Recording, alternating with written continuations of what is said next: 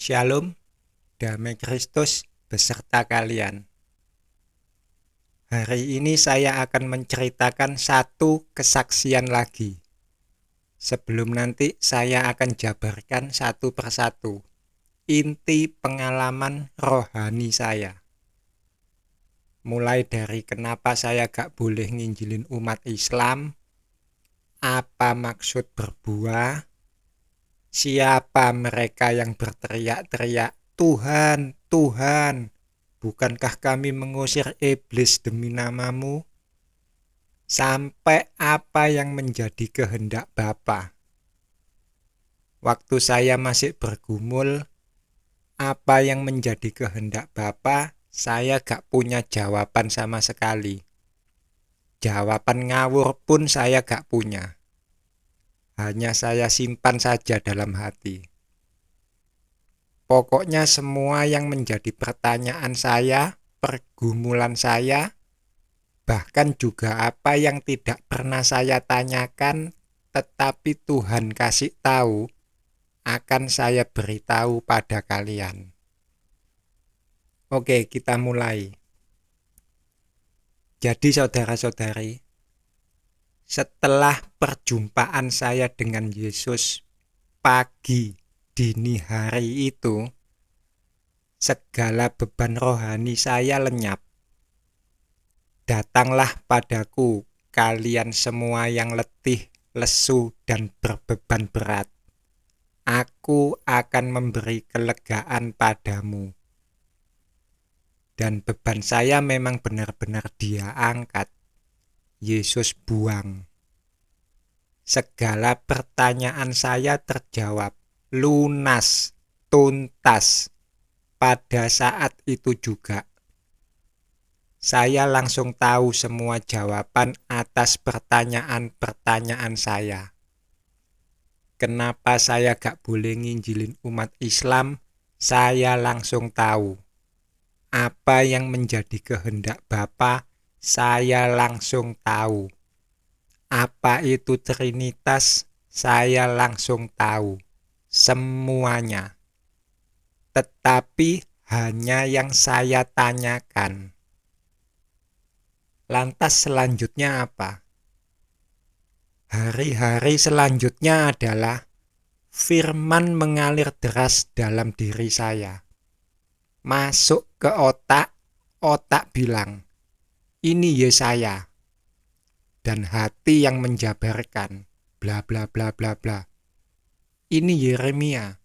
Dan hati menjabarkan, bla bla bla bla bla. Hati saya gak bisa diam.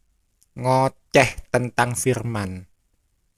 Dan firman-firman yang masuk ini adalah isinya kitab suci yang waktu saya jiwalang kaji, Tuhan, aku gak ngerti. Baca. Saya baca, Tuhan, aku gak ngerti. Baca. Saya baca, Tuhan, aku gak ngerti. Baru sekarang diajari. Dan itu setiap hari, pagi, siang, sore, malam. Hati saya gak berhenti ngoceh firman. Saya senang sekali. Tapi karena terus-terusan diisi, saya merasa penuh. Saya bilang, Tuhan, cukup Tuhan, segini dulu. Tapi Tuhan gak mau tahu. Dia terus isi hati saya dengan firman. Waduh. Lantas saya merasa saya harus berbagi ini firman. Daripada tumpah mubasir, sayang-sayang. Tapi saya bingung, mau berbagi dengan siapa? Situasi COVID, orang pada takut keluar rumah. Lalu kepikiran YouTube. Oh iya, YouTube. Bikin YouTube aja, berbagi lewat YouTube. Saya langsung beli tripod buat kamera HP. Sudah punya tripod, langsung pasang. Begitu kamera on, hati saya yang tadinya bawelnya minta ampun, ngoceh tentang firman, tiba-tiba diam. Krik, krik, krik, krik, krik, krik, krik. Sepi. Dan saya hanya tola-tole depan kamera. Kamera saya matiin. Hati saya rebut lagi. Ini Amos, bla bla bla bla bla. Ini Yeskiel, bla bla bla bla bla. Ya Tuhan, apa yang terjadi? Aku pengen berbagi, Tuhan. Apa yang kau beri ini sudah luber-luber. Tapi Tuhan jawab, belum saatnya. Orang terdekat dulu. Saya bingung. Orang terdekat dulu ini siapa? Cece saya. Cece saya gak bisa pulang. Dia bilang kalau pulang balik Surabayanya repot. Kantor dia bakal bawel. Minta vaksin A, vaksin B, vaksin C. Saya telepon C. Susi, ketua lingkungan gereja saya. Gak bisa, Odi. Orang-orang gak ada yang berani keluar. Oh, mungkin gereja terdekat dengan rumah saya. Gereja Protestan Sidang Jemaat Allah. Kebetulan saya punya teman di gereja itu. Saya hubungin, juga gak bisa. Ya sudahlah. Saya biarin itu firman masuk terus. Saya biarin hati saya ngoceh tentang firman.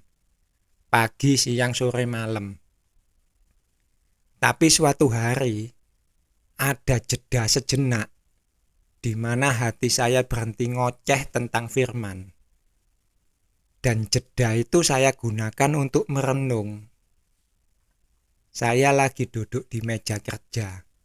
Seperti biasa, mantau cuan sambil merenung. Yesus pernah berkata, Trinitas itu sesat. Trinitas itu ajaran iblis. Saya Katolik. Gereja Katolik itu dibangun dasarnya Trinitas. Saya gak tahu bagaimana dengan kalian yang Protestan.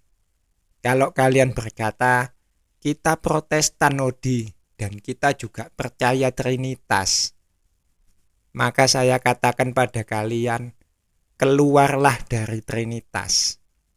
Karena Trinitas itu sesat. Jangan banyak bicara dulu. Tutup mulut kalian dulu. Jangan mentang-mentang kalian Protestan, kerjanya protes mulu. Manusia diberi 2 mata, 2 telinga, 1 mulut. Untuk 2 kali melihat, 2 kali mendengar, sebelum 1 kali bicara. Setuju? Setuju ya? Oke. Jadi tutup mulut kalian dulu. Kalian terima saja dulu. Nanti ada waktunya saya akan jabarkan apa yang Yesus ajarkan pada saya tentang Trinitas. Sekarang saya hanya mau cerita dulu, bersaksi dulu. Apa yang benar, saya katakan benar. Apa yang salah, saya katakan salah. Dan Trinitas itu salah. Yang benar apa? Tauhidnya Islam itu benar. La ilaha illallah itu benar. Jadi saya merenung untuk mau masuk Islam. Tapi baru mikir, aku harus masuk Islam. Tiba-tiba saya dibawa ke suatu tempat, ke suatu alam lain. Saya gak tahu namanya apa. Kita sebut saja alam X. Karena Tuhan gak pernah ngomong, Odi, ini alam roh. Atau, Odi, ini alam gaib. Gak pernah. Dan saya juga gak pernah nanya.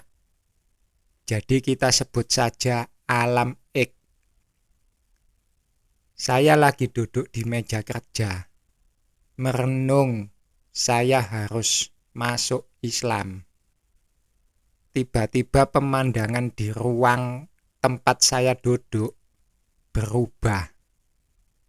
Peristiwanya siang hari. Dan di alam X itu, saya bertemu lagi dengan Yesus. Yesus berkata, "Odi."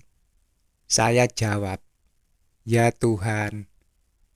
Lalu Yesus bertanya, "Bukankah dulu engkau yang mengatakan kalau Islam itu sesat?" Lalu saya jawab, "Ya Tuhan."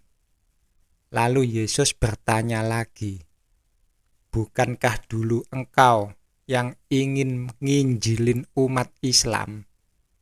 Lalu saya jawab, "Ya Tuhan."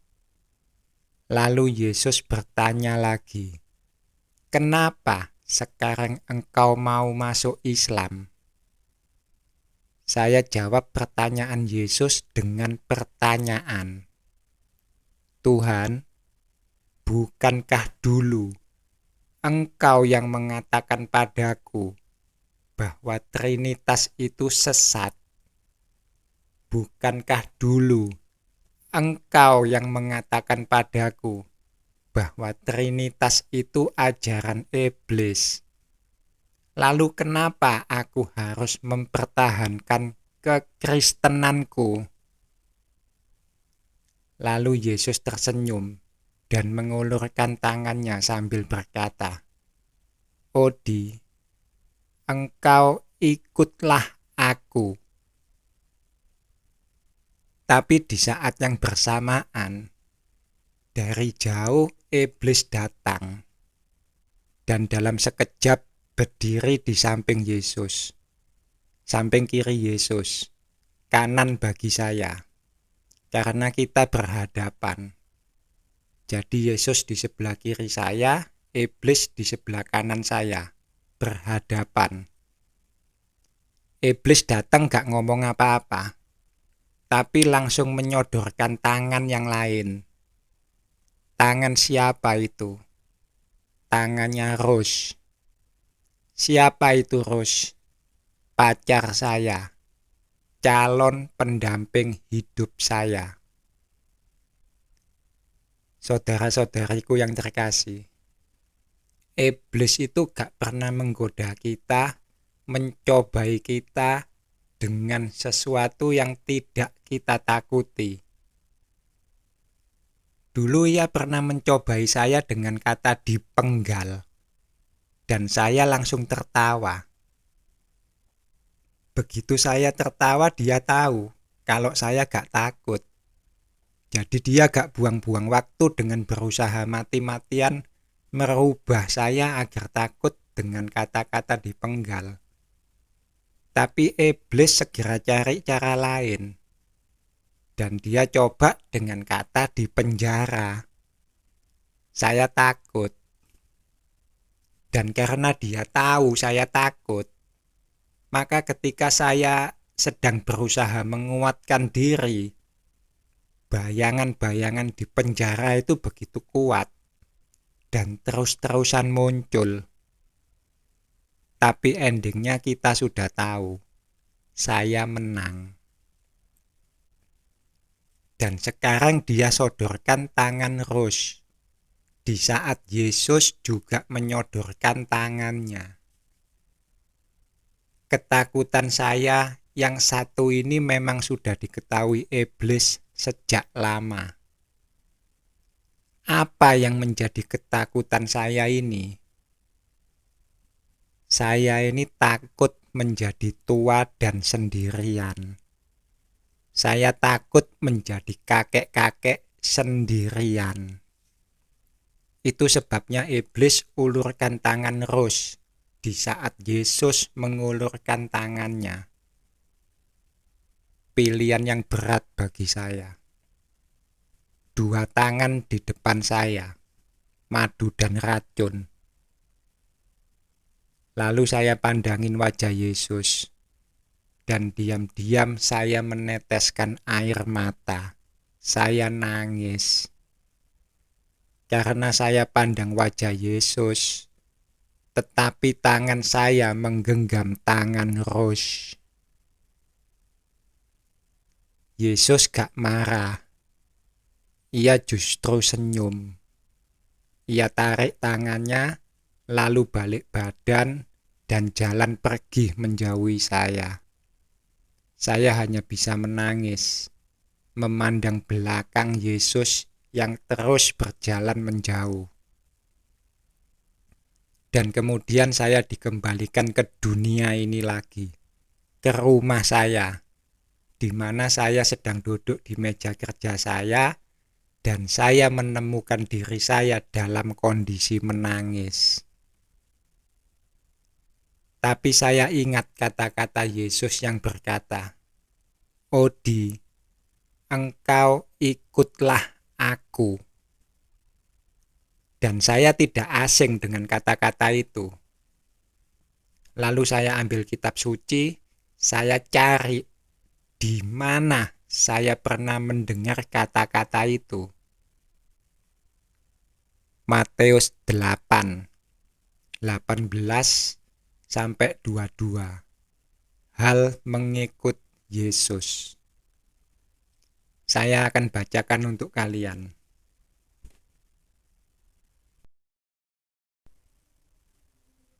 Ketika Yesus melihat orang banyak mengelilinginya, ia menyuruh bertolak ke seberang. Lalu datanglah seorang ahli Taurat dan berkata kepadanya, "Guru, aku akan mengikut engkau kemana saja engkau pergi." Yesus berkata kepadanya, "Serigala mempunyai liang, dan burung mempunyai sarang, tetapi anak manusia tidak mempunyai tempat untuk meletakkan kepalanya." Seorang lain, yaitu salah seorang muridnya, berkata kepadanya, "Tuhan, izinkanlah aku pergi dahulu menguburkan ayahku." Tetapi Yesus berkata kepadanya, "Ikutlah aku, dan biarlah orang-orang mati menguburkan orang-orang matinya." Saudara-saudariku, saya mengerti maksud firman ini. Saat itu juga saya mengerti umat Islam itu bisa berdoa bersama-sama, bersolawat sama-sama. Ha ilaha illallah, ha ilaha illallah, ha ilaha illallah. Mereka bisa berjamaah sama-sama di musola atau di masjid. Ada tempatnya.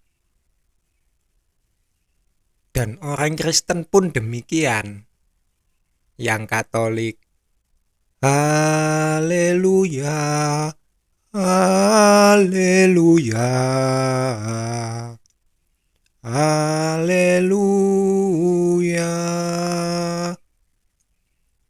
Atau yang Kristen Protestan, marilah kita sama-sama beri kemuliaan untuk Yesus Tuhan kita. Sorak-sorak bergembira.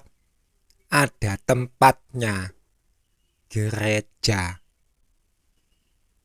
Tetapi kalian harus menyadari, saudara-saudariku, pengikut Yesus itu gak punya tempat untuk menyembah Tuhan semesta alam. Anak manusia gak punya tempat untuk meletakkan kepalanya. Saya mengerti maksud firman ini, sangat mengerti. Tetapi bukan itu masalah saya. Saya merasa saya ini sudah diajar Yesus. Tetapi saya ini kok tetap aja goblok. Begitu cepat ambil keputusan tanpa mikir, tanpa bimbingan Roh Kudus. Semacam itulah. Saya merasa terlalu cepat Yesus diambil dariku. Saya baru saja diberi dan sudah diambil lagi. Dan hal ini kemudian membuat saya merenung. Bukan merenung sih. Menyesali diri mungkin lebih tepatnya. Membuat saya menyesali diri. Saya benci dengan diri saya sendiri. Roh itu penurut, tapi daging tidak. Dan kemudian berhari-hari saya jadi benci dengan daging yang ada di dalam diri saya.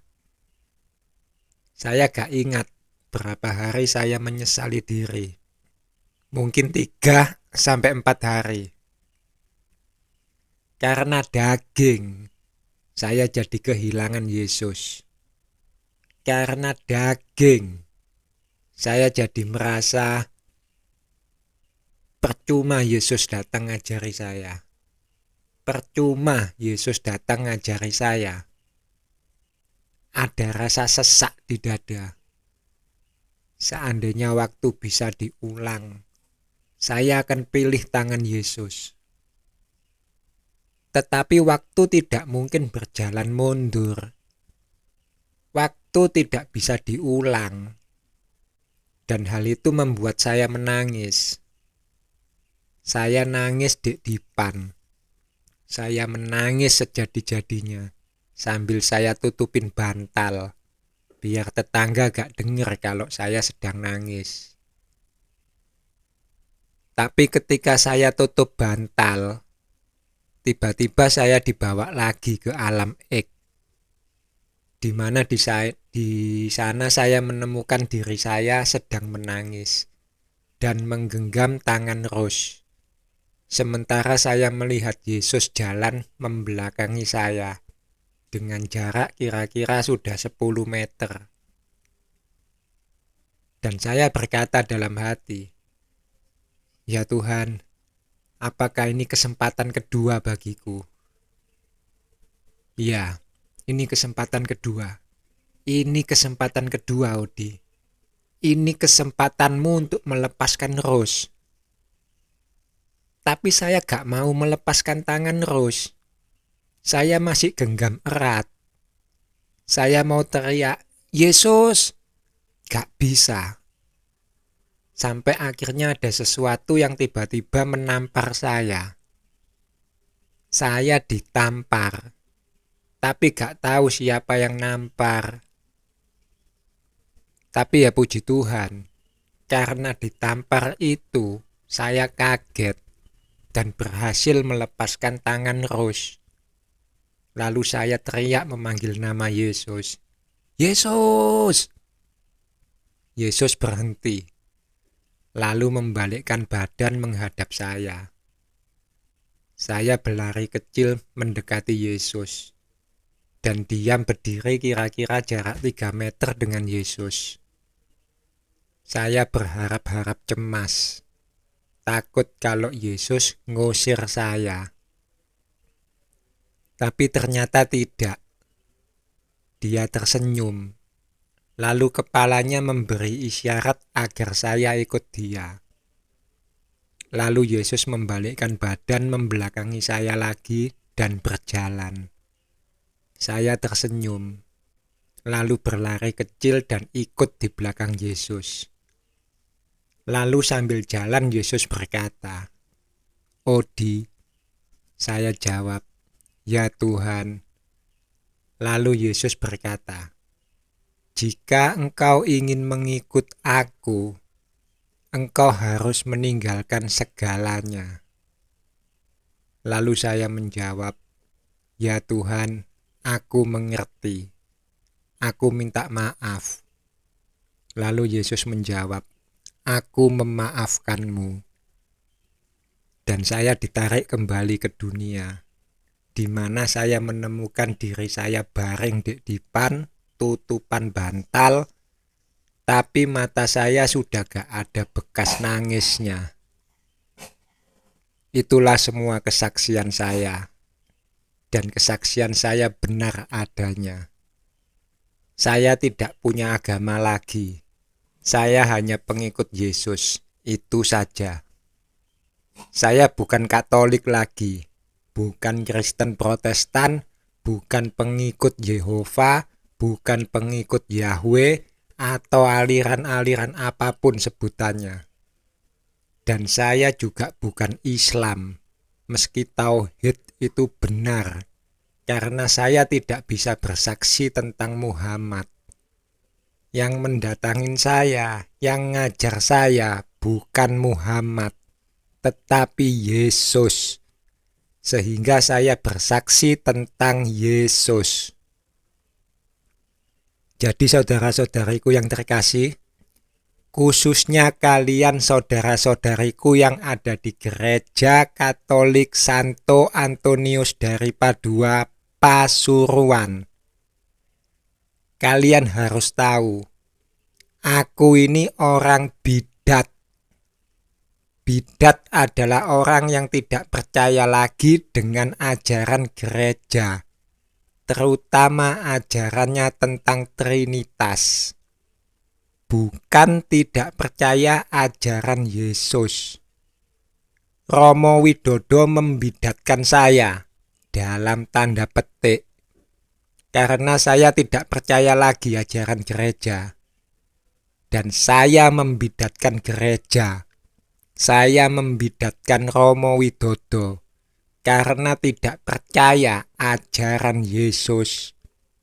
Siapa membidatkan siapa? Saya katakan dalam tanda petik karena Romo Widodo memang tidak pernah secara terang-terangan mengatakan saya orang bidat. Justru saya membidatkan diri sebelum dibidatkan. Padahal saya ingin hal itu keluar dari mulut Romo Widodo sendiri. Katakan dengan lantang, Romoku tersayang. Katakan dengan suara nyaring di depan semua umat yang ada di gereja. Juga di depan saya. Apa yang menjadi hukuman saya sebagai orang bidat? Apakah saya harus dirajam? Lakukan saja, kapan dan di mana. Saya akan datang untuk dirajam. Apakah saya harus dilempari batu sampai mati? Lakukan saja, kapan dan di mana. Saya akan datang untuk dilempari batu sampai mati. Tapi kalau Romo mengatakan, bukan itu, Odi. Hukuman dari gereja bagi orang bidat bukan seperti itu. Kita ini juga murid Yesus. Dan Yesus sendiri berkata, siapa yang tidak berdosa, silahkan menjadi orang yang pertama melempar batu. Terus apa hukumanku? Dikucilkan dari umat. Apapun hukumanku, ngomongo sing cetha, ngomongo sing jelas. Saya sudah pernah mendatangin Romo, bukan? Saya minta dikumpulkan umat. Ada umat, ada saya, juga ada Romo sebagai imam. Tapi Romo terlalu banyak mulut. Romo gak pernah berani melakukan apa yang saya minta. Jadi lewat video ini sekalian saya mau ungkap aurat gereja.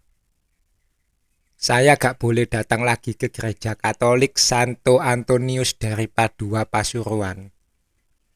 Baru di halaman gereja sudah dihadang Ko Andre, Ketua Dewan Gereja Katolik Santo Antonius dari Padua, Pasuruan. Mantep. Saya katakan, no problem. Saya bisa samperin rumah umat satu persatu. Saya juga bisa buat video lewat YouTube. Dan saya sudah buat, bukan? Biar tidak hanya umat yang ada di gereja saya saja yang tahu. tetapi seluruh umat Katolik, juga umat Kristen Protestan. Kalian harus tahu, saya ini bidat, dan hukuman bagi umat Katolik yang bidat adalah dikucilkan dari umat. Saya taunya dari searching internet, bukan dari cangkeme Romo Widodo. Karena cangkeme Romo Widodo gak pernah berani berkoar-koar. Hukum saya, Romo, gak apa-apa. Saya justru memang minta dihukum. Apa yang menjadi hak Allah, berikan pada Allah. Apa yang menjadi hak kaisar, berikan pada kaisar. Paus dulu adalah kaisarku. Saya mbangkang pada kaisar, dan saya minta dihukum. Aku akan berikan haknya kaisar, tapi jangan sembunyi-sembunyi. Katakan dengan lantang, teriakkan dengan berani di depan seluruh umat dan di depan saya. Umumkan hukuman saya. Jadikan saya contoh pada umat yang lain. Ini loh hukumannya, kalau berani nantang kebenaran gereja. Bukankah kebenaran itu harus diteriakkan dengan lantang? Kalian nggak tahu apa itu Trinitas. Kalian nggak tahu itu siapa Vatikan. Kalian nggak tahu apa itu kebenaran. Itu sebabnya kalian tidak pernah berani berkoar-koar. Karena kalian belum dimerdekakan oleh Yesus. Kalian bukan hamba Tuhan. Kalian hamba Vatikan. Dan kalian tidak tahu siapa itu Vatikan. Paus perintah kalian jengking, maka kalian akan jengking. Paus perintah kalian jongkok, maka kalian akan jongkok. Aku orang merdeka. Yesus telah memberi aku kemerdekaan. Aku gak nuruti lagi cangkeme Paus. Dulu aku ini hamba dosa. Dan di saat yang sama aku ini juga hamba Yesus. Budake Yesus. Aku ngomong ke Yesus. Yesus, aku ini hambamu. Aku ini budakmu. Tetapi Yesus berkata, Odi, engkau ini memang hambaku. Engkau ini memang budakku. Tapi lihatlah, ini surat pembebasanmu. Dengan surat ini engkau bukan lagi hambaku. Engkau bukan lagi budakku. Engkau orang merdeka, Odi. Karena engkau sudah tahu apa itu kebenaran. Engkau sudah tahu apa yang benar dan apa yang salah. Engkau sudah tahu mana yang baik dan mana yang jahat. Engkau sudah bukan bayi lagi, Odi. Engkau sudah dewasa. Engkau orang merdeka. Aku akan beritahu kalian sedikit gambaran apa itu kebenaran yang memerdekakan. Sedikit saja. Kalau Tuhan berkehendak dan saya masih boleh bernafas, kapan-kapan saya akan buatkan videonya khusus. Sebentar, saya cari dulu ayatnya, karena saya akan bacakan untuk kalian.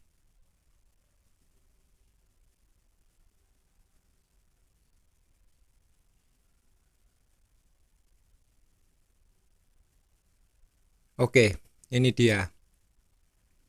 Yohanes 8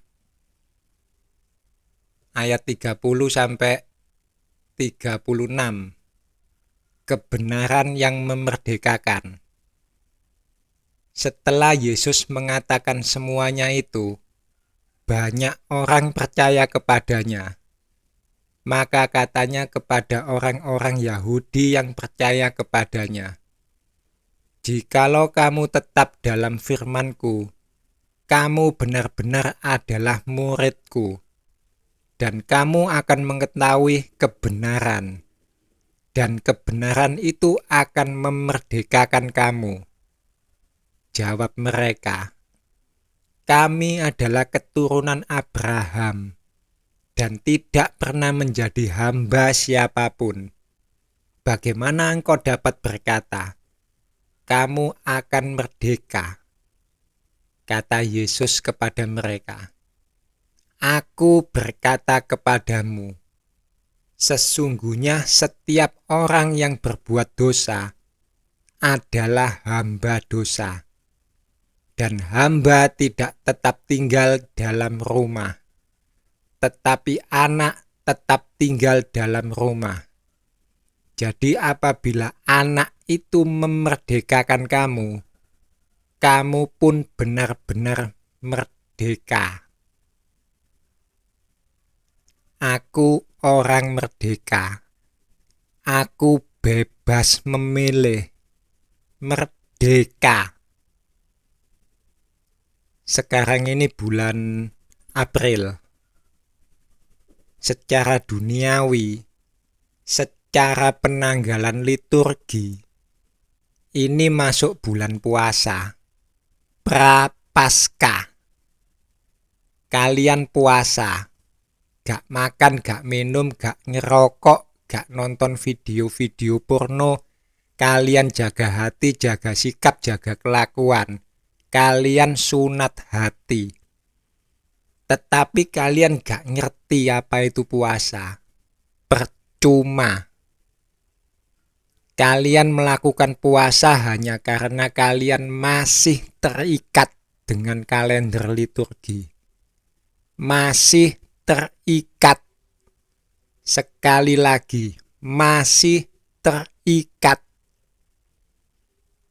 Kalian gak benar-benar merdeka.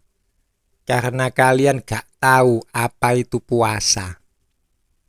Puasanya terikat kalender liturgi.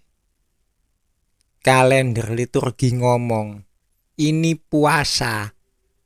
Maka kalian gak makan, gak minum, gak ngerokok, sunat hati.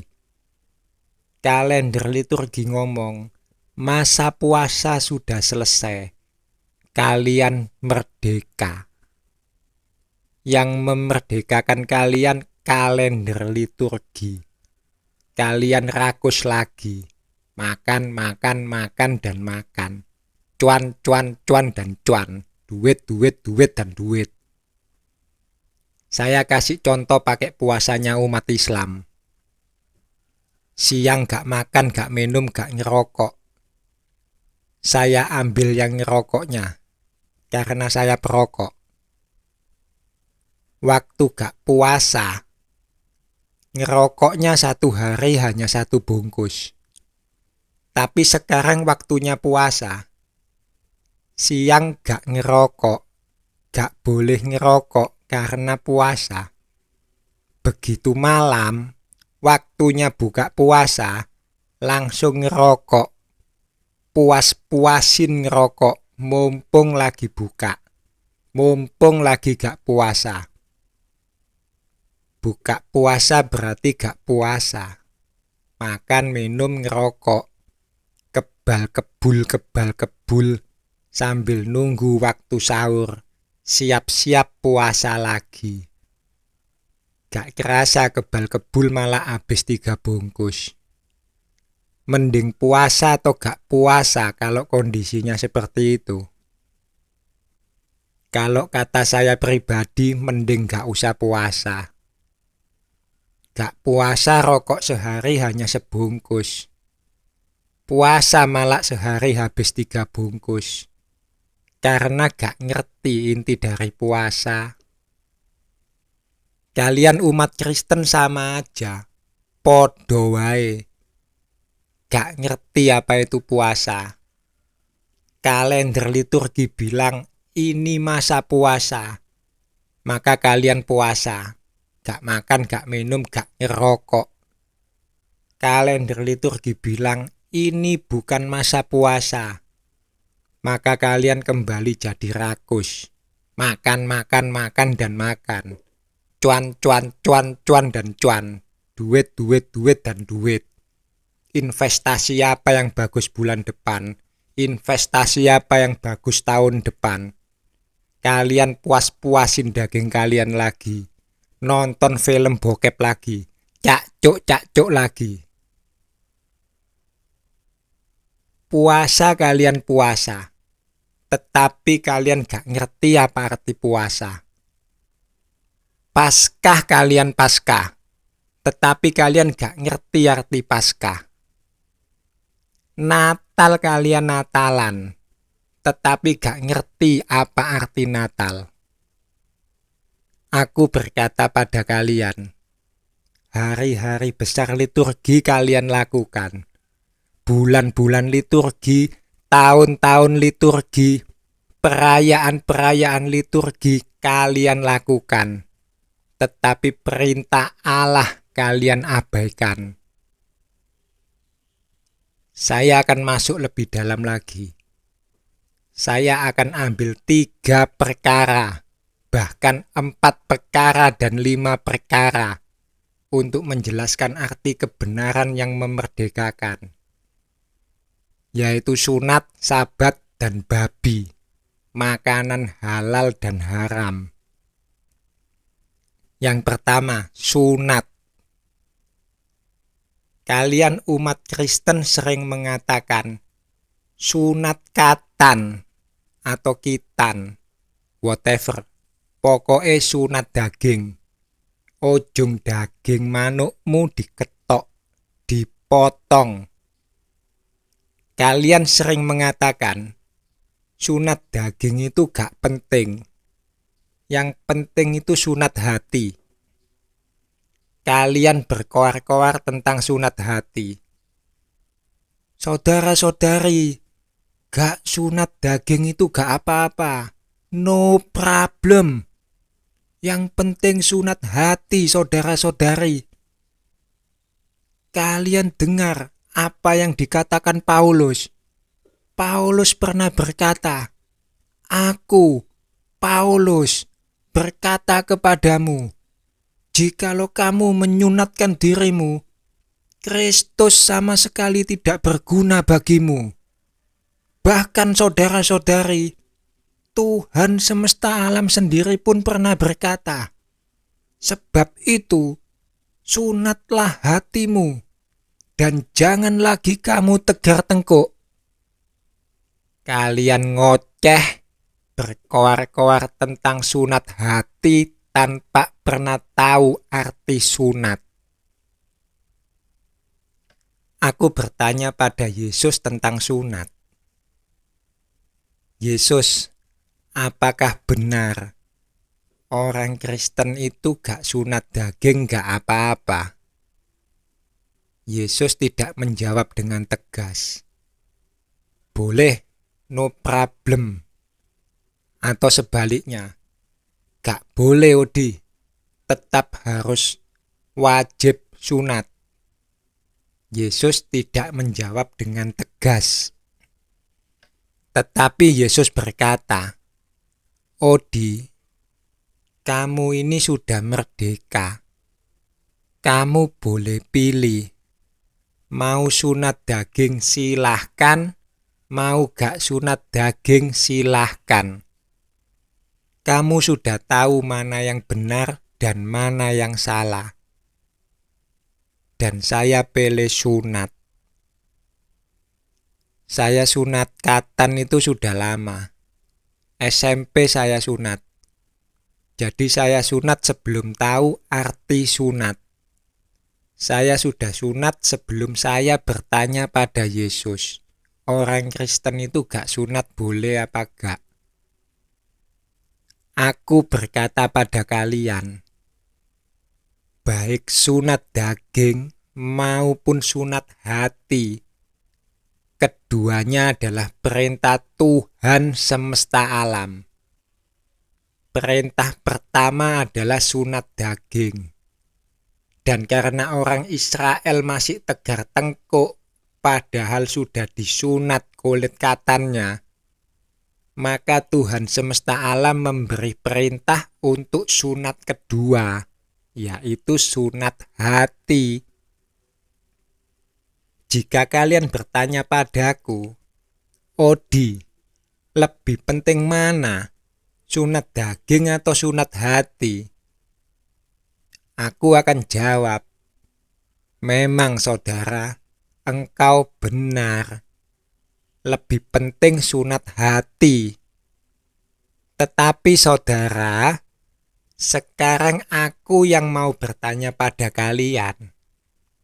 Lebih gampang mana? Sunat daging atau sunat hati? Bagiku lebih gampang sunat daging. Sunat daging tinggal pergi ke mantri atau pergi ke dokter kalau zaman sekarang.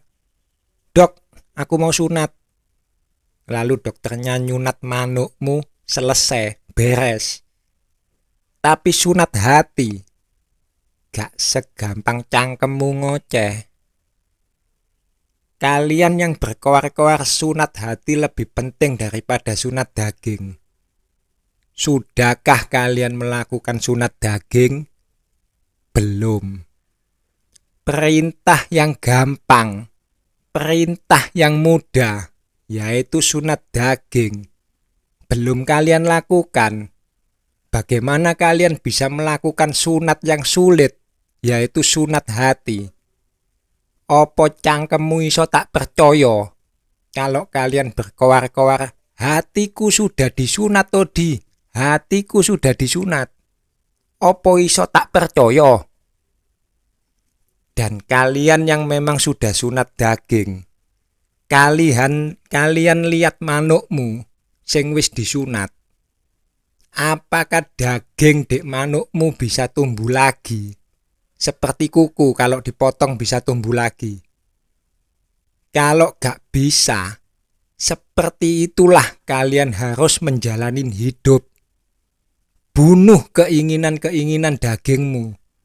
Potong keinginan-keinginan dagingmu. Daging sama sekali tidak berguna. Cari Yesus. Minta baptis roh. Supaya rohmu lebih berkuasa daripada dagingmu. Belum cukup dengan satu perkara. Tak kasih perkara kedua. Sabat.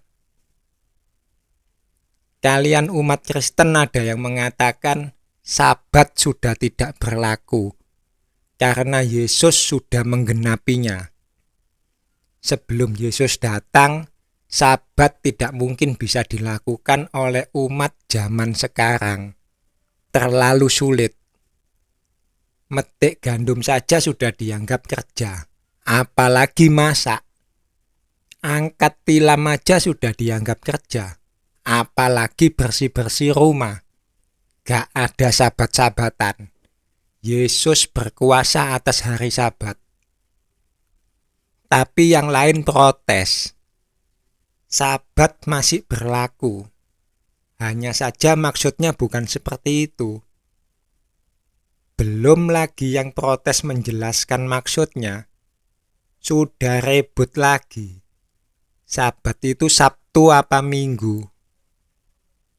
Kalian berantem tentang sabat tanpa tahu arti sabat. Aku bertanya pada Yesus tentang sabat. Yesus, apakah sabat masih berlaku apa tidak? Kalau masih berlaku, bagaimana cara menjalankan sabat?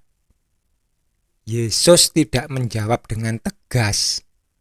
Tetapi Yesus berkata, Odi, kamu ini sudah merdeka. Kamu boleh pilih. Mau menjalankan sabat, silahkan. Mau tidak merayakan sabat, silahkan. Kamu sudah tahu mana yang benar dan mana yang salah. Dan saya pilih merayakan sabat. Bagaimana cara merayakan sabat? Saya bikin video khusus saja tentang sabat. Saya kasih perkara yang ketiga. Babi. Makanan halal atau haram. Kalian umat Kristen, ada yang mengatakan babi itu halal. Karena Yesus pernah berkata, bukan apa yang masuk ke dalam mulut, melainkan apa yang keluar dari mulut. Itulah yang menajiskan orang. Tetapi ada juga yang mengatakan babi itu haram. Karena Yesus pernah berkata, Aku datang bukan untuk meniadakan hukum Taurat, tetapi untuk menggenapinya. Dan tentang makan makanan halal atau haram, itu ada dalam Taurat. Kalian berantem tentang babi, tentang makanan halal atau haram, tanpa pernah tahu apa yang kalian rebutkan. Aku bertanya pada Yesus tentang babi. Yesus, apakah babi itu sebenarnya boleh dimakan? Atau babi itu haram? Dan Yesus tidak menjawab dengan tegas. Tetapi Yesus berkata, Odi, kamu ini sudah merdeka. Kamu boleh pilih. Mau makan babi, silahkan. Mau tidak makan babi, silahkan. Kamu sudah tahu mana yang benar dan mana yang salah. Dan saya pilih tidak makan babi. Kenapa saya pilih tidak mau makan babi lagi? Saya bikin video khusus saja tentang makanan halal dan makanan haram. Masih kurang dengan 3 perkara. Mau nambah perkara lagi? Aku bertanya pada Yesus. Yesus, aku pengen bunuh orang ya Yesus. Apakah aku boleh bunuh orang ya Yesus? Yesus menjawab, Odi, kamu ini sudah merdeka. Kamu boleh pilih. Mau bunuh orang silahkan, mau gak bunuh orang silakan. Kamu sudah tahu mana yang benar dan mana yang salah. Dan saya pilih gak bunuh orang. Aku bertanya pada Yesus, Yesus, aku pengen ohok-ohok sama pelacur. Apakah aku boleh ohok-ohok sama pelacur? Dan Yesus menjawab, Odi, kamu ini sudah merdeka. Kamu boleh pilih. Mau ohok-ohok sama pelacur, silahkan. Mau tidak ohok-ohok sama pelacur, juga silahkan. Kamu sudah tahu mana yang benar dan mana yang salah. Dan saya pilih gak ohok-ohok dengan pelacur. Mau berapa perkara kalian orang bebal? Mau berapa perkara? Kalian lebih suka mencari dalih daripada mencari Yesus. Kalian percaya Yesus tetapi tidak datang pada Yesus. Kalian mengaku murid Yesus tetapi tidak duduk mendengarkan Yesus khotbah. Aku merdeka karena Yesus yang memberiku kemerdekaan. Kebenaran ditanam dalam hatiku. Siapa yang bisa ngajarin aku tentang kebenaran tanpa menjadikan aku budaknya?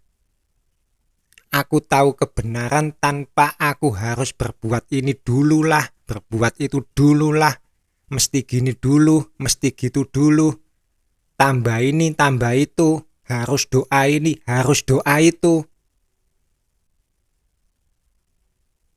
Jadi saudara-saudariku yang terkasih, carilah Yesus.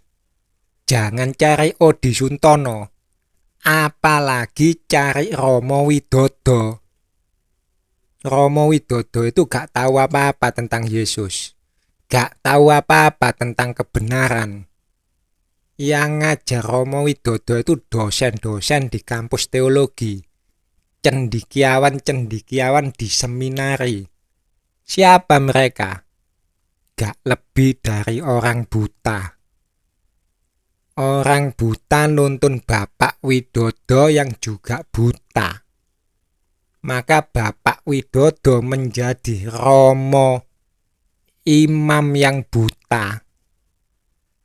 Imam yang buta nuntun kalian, umat yang juga buta, rame-rame nyemplung kali, cari Yesus. Dan untukmu Romo Widodo tersayang, bertobatlah. Rendahkan dirimu di hadapan Tuhan semesta alam. Katakan dirimu ini bodoh. Kondisimu dan kondisiku itu berbeda, Romo. Secara duniawi, engkau ini bukan orang bodoh. Tetapi engkau tidak pernah merendahkan dirimu. Engkau sok pinter. Berbeda dengan diriku. Secara duniawi aku memang orang bodoh. Aku pernah kuliah tapi gak sampai lulus. Duitnya ra cukup. Jadi ijazahku cuma SMA. Ketika aku berkata pada Tuhan bahwa aku ini orang goblok, aku bukan merendahkan diri, tetapi aku bicara jujur. Aku memang goblok. Apa yang kukatakan kepadamu dalam gelap, katakanlah itu dalam terang. Dan apa yang dibisikkan ke telingamu, beritakanlah itu dari atap-atap rumah. Kalian akan dengar teriakku dengan lantang. Kalian akan dengar para penuai bermunculan. Tetapi kalian tidak tahu dari mana mereka datang dan kemana mereka pergi. Shalom.